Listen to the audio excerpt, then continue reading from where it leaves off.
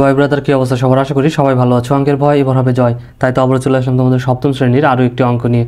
পৃষ্ঠা নাম্বার 16 যদি লক্ষ্য করো তাহলে দেখবে যে ওইখানে অনুশীলনী 1.2 এর অঙ্ক আছে।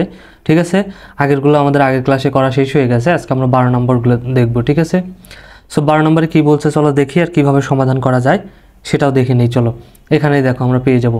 এখানে 12 নম্বর আমাদের বলছে 2 দশমিক স্থান পর্যন্ত বর্গমূল নির্ণয় করো। অর্থাৎ বর্গমূল নির্ণয় করতে হবে কয় দশমিক স্থান পর্যন্ত? 2 দশমিক, অর্থাৎ দশমিকের পর আরও 2 ঘর পর্যন্ত আমাদের বর্গমূল নির্ণয় করতে হবে। ওকে, আচ্ছা, তাহলে প্রথমে আমাদের দেওয়া আছে কত? 7। ঠিক আছে, আবার বর্গমূলের যে এটা কিন্তু আমরা কি রুট দ্বারাও প্রকাশ করে থাকি, তাই না? ধরো এখন বলছে 7-এর বর্গমূল নির্ণয় করো, সেক্ষেত্রে আমরা কিন্তু এখানে রুট 7 দিয়েও কিন্তু আমরা বোঝাতে পারি, কারণ এই রুটটাই হচ্ছে আমাদের বর্গমূল দিয়ে বোঝায়। যে কোনো সংখ্যা মনে করো এখানে যদি 12-র উপরে দিয়ে দেয়, রুট দিয়ে দেয়, তার মানে কি এই 12-র বর্গমূলটা বোঝাচ্ছে। ঠিক আছে, অর্থাৎ রুট দ্বারা মূলত বর্গমূলটাকেই ইন্ডিকেট করা হয় বা বোঝানো হয়। ওকে, তো চলো আমরা দেখি, বের করি। এখন আমাদের প্রথমটা দিছে 7। ঠিক আছে, তাহলে 7-এর বর্গমূল বের করবো। তাহলে 7-এর বর্গমূল সমান 7 রুট দিয়ে দিলাম। ঠিক আছে, যেহেতু আর কিছু নাই, 7-এর পর দশমিক আমাদের নাই, এই জন্য কী করবো, দশমিকের পর আমরা 3 জোড়া শূন্য দিয়ে দেবো। কারণ কয় ঘর বের করতে বলছে আমাদের? 3 ঘর। ঠিক আছে, 1 ঘর 2 ঘর 3 ঘর, অর্থাৎ 3 জোড়া, এই জন্য 3 জোড়া দিয়ে দেবো। দশমিকের পর 3 জোড়া। ঠিক আছে, শূন্য, 1 জোড়া 2 জোড়া 3 জোড়া। আর যদি সংখ্যা হতো তাহলে সংখ্যা দিয়ে দিতাম। ঠিক আছে, আচ্ছা, তাহলে এবার দেখো নিয়ে নিছি দশমিকের আগে পূর্ণ সংখ্যা 7 আছে, 7 নিয়ে নিলাম। আর যেহেতু 3 দশমিক স্থান পর্যন্ত 2 দশমিক স্থান পর্যন্ত বের করতে বলছে আমাদের, সরি এখানে কয় দশমিক? 2 দশমিক স্থান পর্যন্ত।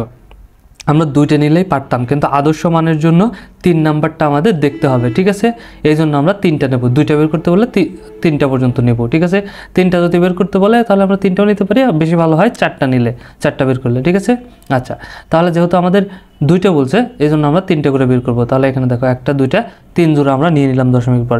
এখন আমরা কি ভাগ করার নিয়ম জানি না, এভাবে একটা টান দেবো। টান দেওয়ার পর এইখানে যে প্রথম জোড়া ছাড়া, কারণ জোড়া জোড়া করে তো জোড়া করবো, এই 2টা মিলে 1 জোড়া, এই 2টা 1 জোড়া, এই 2টা 1 জোড়া, এই একা আছে, এই জন্য একা আমরা ডান সাইড থেকে করতে করতে আসবো। ঠিক আছে, এবার 7 একা আছে, তাহলে 7-এর মধ্যে একা দেবো। তাহলে কত দেবো বলো তো? 2 দিলাম, কারণ 2-এর বর্গ করলে 4 হবে। যদি 3 দিতাম তাহলে 3 তিরিক্ষা 9 হয়ে যেত, 7-এর বড় হয়ে যেত। ঠিক আছে, অর্থাৎ এখানে যত নেব ততর বর্গ করব। তাহলে এখানে 2 নিছি, 2-এর বর্গ করলে 4 হয়ে যাবে। ঠিক আছে, 3 নিলে কত হয়ে যেত বলো তো? 9 হয়ে যেত কিন্তু। ঠিক আছে, এই জন্য কিন্তু আমরা কী করি নিই, 3 নেই। বুঝা গেছে? আচ্ছা, এবার দেখো তাহলে আমরা কী করলাম, 2 নিলাম, তাহলে 2-এর বর্গ কত হলো? 4, এখানে 4 নিয়ে নিলাম। ঠিক আছে, এখন যদি বিয়োগ করি 7 থেকে 4 বাদ দিলে 3। ঠিক আছে, এখন কি করব, পরের 2টা নামাবো। ঠিক আছে, পরের 1 জোড়া আমরা নামাবো, পরে 1 জোড়া নামালাম। আর এই যে দশমিক ছিল না, যেহেতু দশমিক শেষ, দশমিকের আগের অঙ্ক করা শেষ, এখানে চলে আসছি, এই জন্য এইখানে একটা দশমিক দিয়ে নেব। ঠিক আছে, আচ্ছা, এবার দেখো এইখানে আমরা কত পাইছি? 2। তাহলে এইখানে আমরা যা পাবো এইখানে লিখবো তার ডবল, এখানে আবার টান দিয়ে এখানে লিখবো কি তার ডবল। তাহলে এখানে 2 পাইছি, এখানে 4, এখানে যদি 3 লিখতাম তাহলে এখানে কত হতো? 6 হতো। ঠিক আছে, ডবল হতো। তাহলে এখানে 2 লিখছি, এখন এখানে কত নিলাম? 4 নিয়ে নিলাম। ঠিক আছে, কারণ 2-এর ডবল 4। এখন 4-এর পরে এমন একটা সংখ্যা বসাতে হবে, এখানে তো 6 বসায় ফেলছি, আগে করে ফেলছি তাই, কিন্তু এখানে তো তুমি আগেই জানবা না। ঠিক আছে, এখন তোমাকে এখানে এমন একটা সংখ্যা বসাতে হবে যেই সংখ্যা দিয়েই আবার এটাকে গুণ করতে হবে। এখানে যদি 1 বসাইতাম তাহলে কত হতো? 41। তাহলে 41 দিয়ে 1 দিয়ে 41কে গুণ করা লাগতো। যদি এখানে 2 বসাইতাম তাহলে কত হতো? 42। তার মানে 2 দিয়ে এই 42কে গুণ করা লাগতো। যদি এখানে 3 বসাইতাম তাহলে এখানে হতেছে কত হতো? 43। তাহলে 43কে 3 দিয়ে গুণ করা লাগতো। ঠিক আছে, এখানে যা বসাবো এইখানেও সেই জিনিসটাই বসাবো। তাহলে এখানে 6 নিলাম আমরা, এই জন্য এখানেও 6 নিয়ে নিলাম। ঠিক আছে, এখন এই 6 দিয়ে এই 46কে যদি আমরা গুণ দেই তাহলে দেখো এখানে যেটা বসাবো সেটা দিয়ে গুণ করবো। তাহলে এখানে 6 বসাইছি, দেখি এখানে 6, তাহলে এই 6 দিয়ে একে গুণ করবো। 6 6 36-এর 6 হাতে আমার 3, 4 6 24 আর 3 27। ঠিক আছে, এখন যদি বিয়োগ করি এটা তাহলে কত হবে দেখো তো? এইখানে আছে আমাদের কত? 0, উপরে ছোট, তাহলে বিয়োগের বেলায় শূন্যকে কত ধরতে হবে? 10 ধরতে হবে। তাহলে 6 আছে কত হলে 10 হবে? 4 হলে হাতে আমার 1, 7 রেখে 8, 8 আছে কত হলে 10 হবে? 2 হলে হাতে আমার 1, 2 রেখে 3, 3 3 মিলে গেলে বামে শূন্য বসে না, এই জন্য দেই নেই। ঠিক আছে, এখন এই পাশে একটা টান দেবো। টান দেওয়ার পর কী করবো দেখো, এই যে এখন তাহলে এখানে কত হয়েছে? 26। কত হয়েছে? 26 কেবল এই পর্যন্ত। যখন আমরা এই পাশে বসাবো তখন কিন্তু ওই দশমিকটাকে আর ধরবো না, মানে দশমিক আছে থাক, কিন্তু মনে করবো দশমিক নাই, দশমিক ছাড়া সংখ্যা গঠন করব। ঠিক আছে, তাহলে কত হয়ে গেলো? কাল 6 পর্যন্ত পাইছি, তাহলে হলো 26। এই পর্যন্ত, ঠিক আছে। তাহলে কত হলো 26। তাহলে 26-এর ডবল যদি করি, এখানে আমাদের কি করতে হবে, ডাবল নিয়ে আসতে হবে। তাহলে 26-এর ডাবল কত, 52, ঠিক আছে। তাহলে লিখলাম 52। এখন 52-র পর আমাদের এখানে এমন একটা সংখ্যা বসাতে হবে, এখানে যেটা বসাবো এইখানেও সেই সংখ্যাটাই বসাবো, ঠিক আছে। তারপরে এইখানে বসানোর পর যে সংখ্যাটা হবে, গঠন হবে, ওই সম্পূর্ণ সংখ্যাটাকেই এখানে যে সংখ্যা বসাইছে ওই সংখ্যাটা দিয়ে গুণ করতে হবে। তাহলে এখানে আমি 4 বসাইলাম, এখানেও তার এই জন্য 4 দিয়ে দিলাম, ঠিক আছে। এখন এই 4 দিয়ে এই সম্পূর্ণটাকে আমরা কি করব, গুণ দেবো। তাহলে এই 4 4-এ 16, 16 6 হাতে আমার 1, 4 দিয়ে 2কে গুণ করলে 4 2 8 আর হাতে রাখে 9, ঠিক আছে। আর 4 5 20, নিলাম 20। এখন যদি বিয়োগ করি, 6 আছে কত হলে 10 হবে, 4 হলে হাতে আমার 1, 9 একে 10, 10 10 মিলে গেল 0।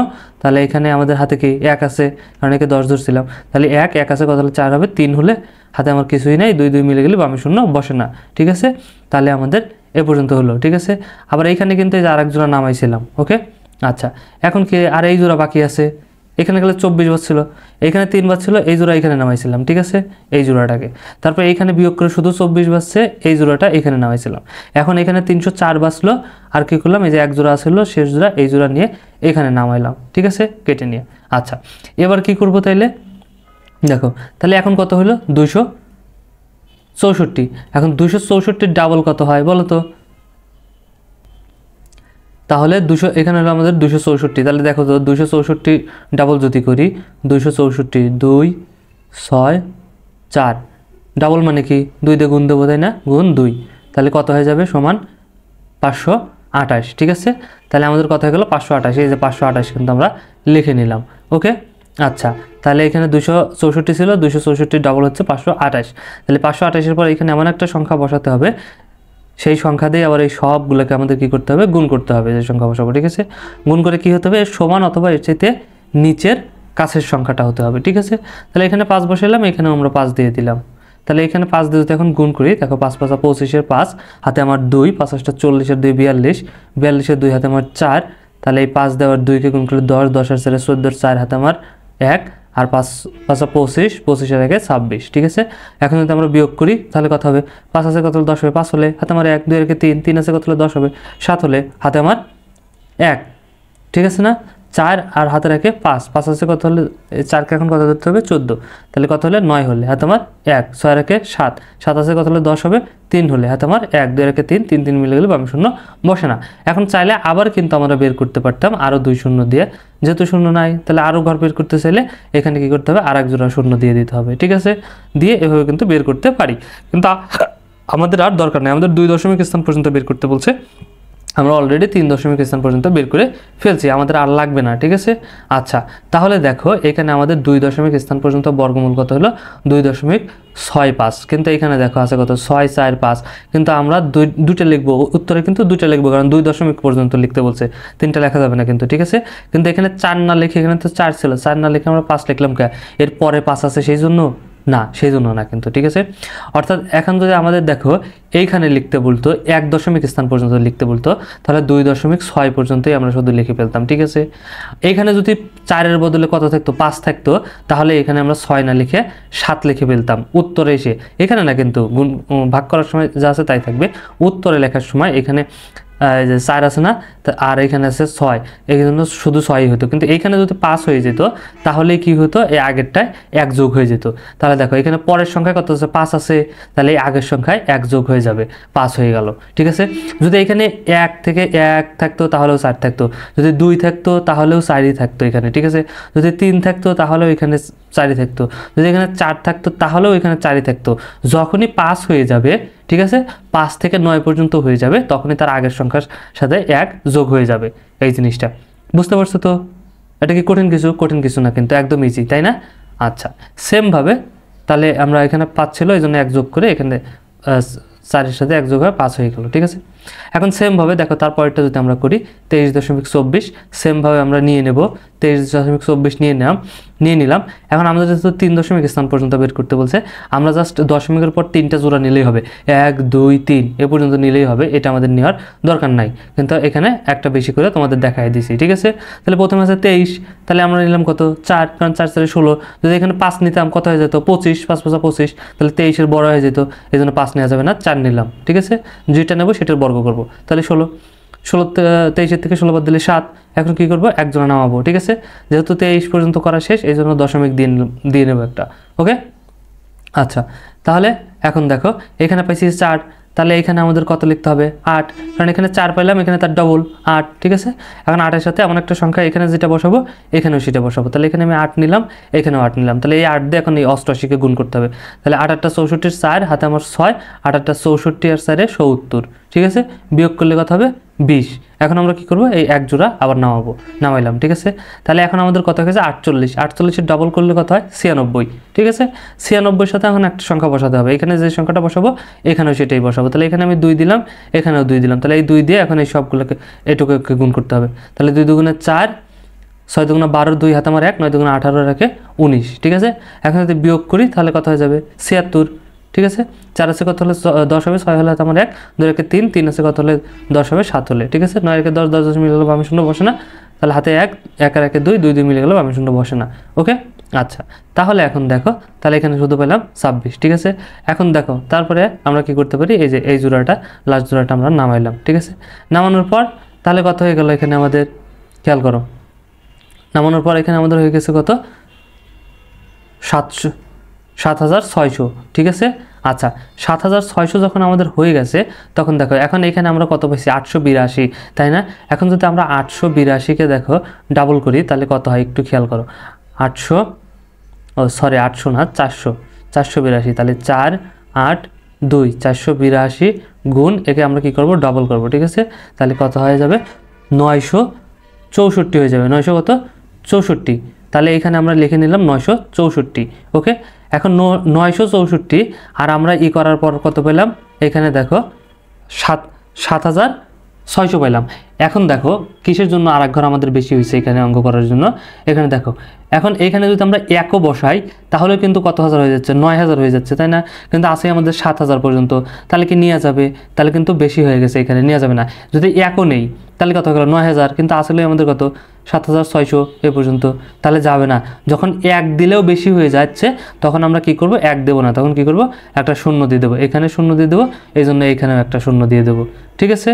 আচ্ছা, এই জন্য আমরা কি করবো, 8 দুটো শূন্য বাড়ায় দেবো, বাড়ায় দিয়ে আমরা আরেকবার এখানে কি করবো, তাহলে আরেকটা সংখ্যা বসাবো।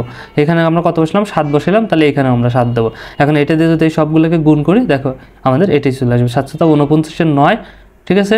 হাতে আমার 4, তাহলে 700 আর হাতের 4 4, 4 7 28 8 হাতে আমার 2, ঠিক আছে।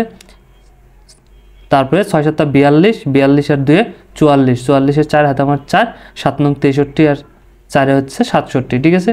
যদি বিয়োগ করো, এখন বিয়োগ করো, 9 আছে কত হলে 10 হবে, 1 হলে হাতে আমার 1, 4 একে 5, 5 আছে কত হলে 10 হবে, 5 হলে হাতে আমার 1, 8 একে 9, 9 আছে কত হলে 10 হবে, 1 হলে 4 একে 5, 5 আছে কত হলে 10 হবে, 5 হলে হাতে আমার 1, 7 একে 8, 8 আছে কত হলে 16 হবে, 8 হলে হাতে আমার 1, 6 একে 7, 7 7 মিলে গেলে বামে শূন্য বসে না। সো আমাদের 3টা পর্যন্তই লাগতো, কিন্তু আমাদের অঙ্ক করার ক্ষেত্রে এখানে 4টা হয়ে গেছে, সুতরাং 8টা আমাদের বের করার দরকার নাই। তাহলে আমরা কি করব, উত্তর লিখে ফেলবো, ঠিক আছে। 4.82, এখানে শূন্য আছে, কারণ শূন্য থেকে যদি 4 পর্যন্ত থাকে তাহলেও কিন্তু আমাদের আগেরটাই কি হবে না, কিছুই যোগ হবে না। এখানে যদি 5 থাকতো বা 6 হইতো, ঠিক আছে, বা 7 8 9 পর্যন্ত হতো, 5 থেকে 9 পর্যন্ত যে কোনো সংখ্যা হতো, তাহলে কিন্তু এই 2 না হয়ে এখানে 3 হয়ে যেত, বুঝা গেছে।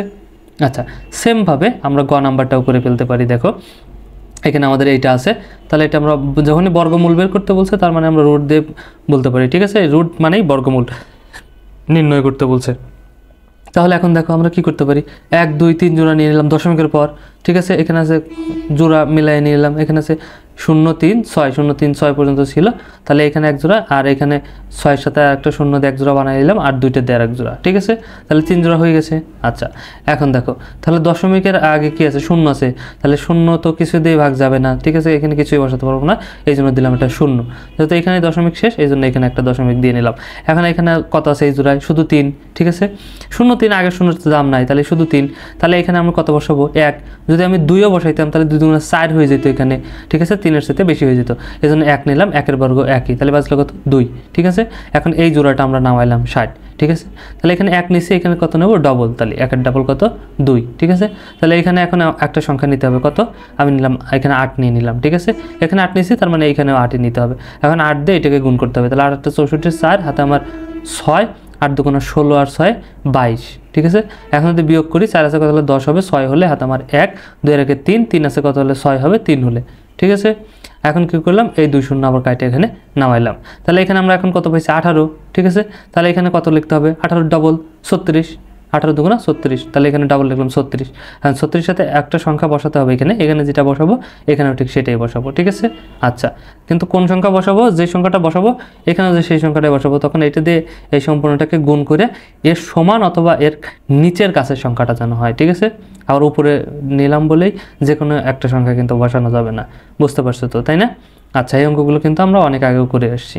তাহলে এখন যদি 9 দেখে গুণ দিই, 9 নং 81 1 হাতে আমার 8, 6 নং কত হবে বলো, 54, 54 আর হতেছে কত ছিল 8, তাহলে কত হয়ে যাবে 62, 62 2 হাতে আমার 6, 3 নং 27, সরি হ্যাঁ 3 নং 27, 27 আর 6 33। তাহলে এখন যদি বিয়োগ করি, 1 আছে কত হলে 10 হবে, 9 হলে হাতে আমার 1, 2 এর 3, 3 আছে কত হলে 10 হবে, 7 হলে হাতে আমার 1, 3 এর 4, 4 আছে কত হলে 6 হবে 2 হলে, ঠিক আছে। আর এখন 3 3 মিলে গেলে বাম শূন্য বসে না। এখন কিন্তু আরও করতে পারতাম, কিন্তু আমাদের আর করার দরকার নাই, ঠিক আছে। কারণ 2 দশমিক পর্যন্ত লাগবে, অলরেডি আমরা 3 দশমিক ঘর পেয়ে গেছি, ঠিক আছে। তাহলে এখন কি করবো, 0.18, এই 8-এর জায়গায় কি 8ই লিখবো না, এখানে কিন্তু 9 হয়ে গেছে, তো 5 হলে এখানে 1 যোগ হয়ে যেত, কিন্তু 9 পর্যন্ত 9 তো হয়ে গেছে, তার মানে এখানে 1 যোগ হয়ে যাবে, তাহলে 0.19। বোঝা গেছে নিশ্চয়ই, ইজি না? একদম ইজি কিন্তু। সো আজকের জন্য এতটুকুই ছিল। ভিডিওটা যদি ভালো লাগে অবশ্যই একটা লাইক দিয়ে দিও, আর বন্ধুদের সাথে শেয়ার করতে কিন্তু একদমই ভুলো না। ওকে, দেখা হচ্ছে নেক্সটে, ততক্ষণ সবাই ভালো থাকো, সুস্থ থাকো, আল্লাহ হাফিজ।